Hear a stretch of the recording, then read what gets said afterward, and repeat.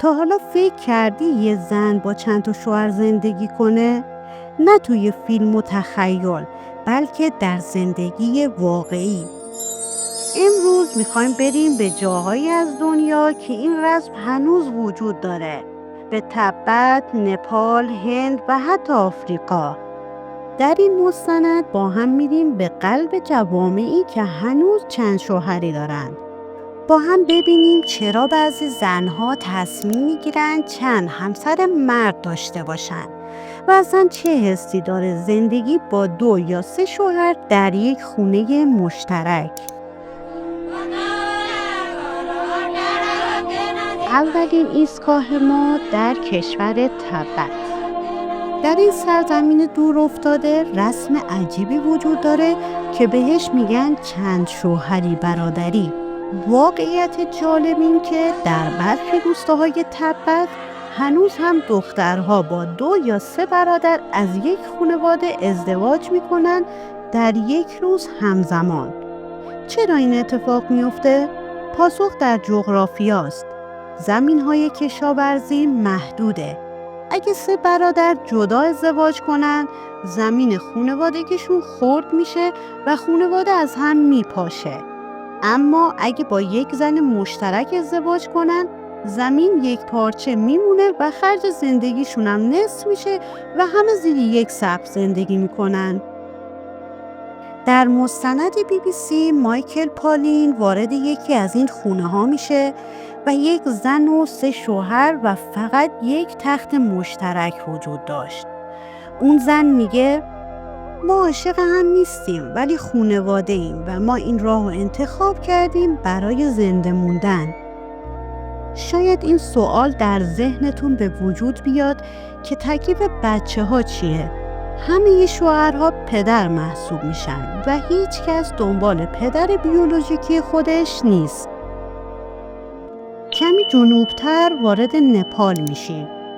در مناطق روستایی مثل هوملا سنت چند شوهری هنوز وجود داره و زنده است.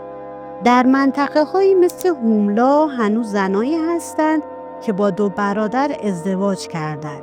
یکی میره صحرا با گوسفندها و یکی توی زمین کار میکنه و اون زن صبحها برای بچه ها غذا درست میکنه. شبها نوبت بندی میشه که با کدوم شوهر بخوابه. عجیبه نه؟ ولی برای اونا این یک ساختار اقتصادی و سنتیه، نه موضوعی رمانتیک و عاشقانه. جالب اینه که در بعضی مناطق نپال حتی دولت محلی با این ساختار مخالفتی نداره، چون مانع تقسیم زمین میشه و از مهاجرت روستایی جلوگیری میکنه. به هند که میرسیم به منطقه‌ای به نام لاداخ سفر میکنیم، جایی نزدیک مرز چین و تبت. در هند به لاداخ و هیماچال پرادش که بری هنوز میتونی داستانهای قدیمی از زنهایی بشنوی که با چند مرد ازدواج کردن. در یکی از این روستاها یک پدر پیر میگه ما این کارو کردیم چون راه دیگه‌ای نبود. الان بچه هامون دیگه نمیخوان این رسم رو ادامه بدن. و راست میگه، این رسم داره فراموش میشه و نسل جدید دنبال عشق شخصیه، نه اتحاد زمین. حالا از آسیا میریم به آفریقا. در کشور کامرون در برخی قبایل چند شوهری غیر برادری وجود داشته. در آفریقا در بعضی از قبایل کامرون زنایی هستند که با چند مرد غیر مرتبط ازدواج میکنن. اینجا دیگه خبری از برادر نیست. زن با مردهایی از قبیله‌های مختلف ازدواج میکنه برای اتحاد، برای فرزند بیشتر و یا حتی برای حفاظت اجتماعیشون.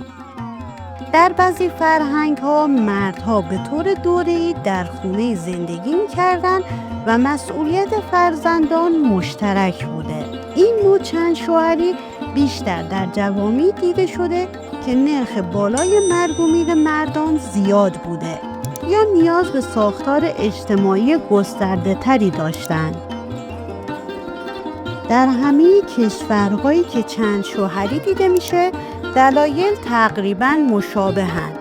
کمبود زمین، حفاظت از منابع خانواده، ثبات اقتصادی، کاهش رقابت بین خانواده‌ها و گاهی هم انتخاب آزاد زن. همه جای این فرهنگ‌ها یه چیز مشترکه. چند شوهری همیشه درباره عشق نیست، بلکه درباره بقاست. در تبت و نپال این رسم قرنها خانواده‌ها رو حفظ کرده. نه به خاطر رویاهای عاشقانه، بلکه چون دنیا همیشه جای آسونی برای اونها نبوده. نسل جدید در نپال و تبت خیلی هاشون دیگه نمیخوان عشقشون رو به اشتراک بذارن. دولت ها هم چند شوهری رو به رسمیت نمیشناسن.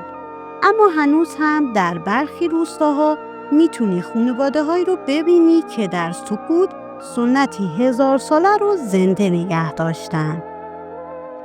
ما در دنیایی زندگی میکنیم که گاهی فکر میکنیم شکل خانواده فقط یک جوره. اما وقتی وارد زندگی مردم تبت و نپال یا آفریقا میشی، میفهمی عشق، ازدواج و خانواده فقط یک تعریف نداره. شاید برای ما عجیب باشه، ولی برای اونها این راه زنده موندنه. این یعنی خانواده در سخت‌ترین شرایط. شما چه فکری میکنید؟ میتونید در چنین خانواده‌های زندگی کنید؟ یا به نظرتون این رسم باید ادامه پیدا کنه یا از بین بره؟ نظرتون رو توی کامنت برام بنویسین و اگر از این سفر مستندگونه لذت بردین حتما لایک کن، ساب کن و آماده باش برای قسمت‌های بعدی.